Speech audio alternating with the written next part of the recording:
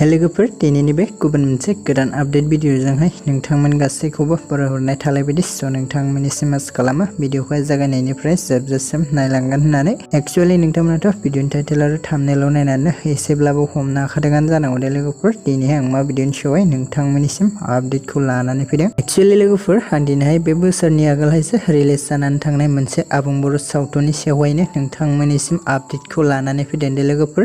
लोगोफोर जाय बिथांमोना गामि बायदिफोराव देखायनोबा हलफोराव देखायनायफोराव जायफोरा नायाखैमोन अब्ला नोंथांमोना दायो नायनो हासिगोन दे लोगोफोर। ओमफ्राय लोगोफोर बे आबुं बर' सावथुननि मुङानो जाहैबाय गुटाल दे लोगोफोर।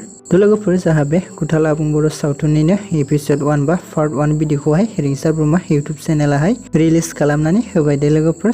बेनिखायनो जाय बिथांमोना दासिम जुदि बे गुटाल आबुं बर' सावथुननि एपिसड 1 बा पार्ट 1 भिडिअखौ नायाखै अब्ला नोंथांमोना थाबैनो रिंसार ब्रह्मा इउटुब चेनेलाव थांनानैहाय नायनानै लाहैबानो जाबाय दे लोगोफोर। आरो लोगोफोर नोंथांमोना सोर नायखांखो अन्नानै कमेन्टनि गेजेरजों फोरमायहरदो दे भिडिअआहाय माबायदि जादों। एक्चुअली लोगोफोर आंबो भिडिअखौ नायनानै जोबोर इन्टारेस्टखौनो मोनदों दे। लोगोफोर नोंथांमोना दायो सोर नेक्स्ट पार्ट बा पार्ट 2 भिडिअखौहाय नायनो थाखाय जोबोर एक्साइटेड जानानै दं। नोंथांमोना बेखौबो कमेन्टनि गेजेरजों फोरमायहरदो दे। एक्चुअली लोगोफोर नोंथांमोना बेबायदिनो फैनो गोनां एपिसड बा पार्टफोरखौबो थाबैनो नायबावनो थाखाय नोंथांमोना भिडिअखौ लाइक कमेन्ट शेयार खालामनानै होबानो जाबाय दे लोगोफोर। लोगोफोर जाय बिथांमोना दासिम जुदि नायहैयाखै अब्ला नोंथांमोना थाबैनो रिंसार ब्रह्मा इउटुब चेनेलनि गेजेरजोंहाय नायहैदो दे लोगोफोर। आरो नङाबा लोगोफोर बे भिडिअनि डिसक्रिपसनावहाय आं लिंकबो होनानै होदों दे। नोंथांमोना बे लिंकजोंबो थांनानै नायहैनो हागोन दे।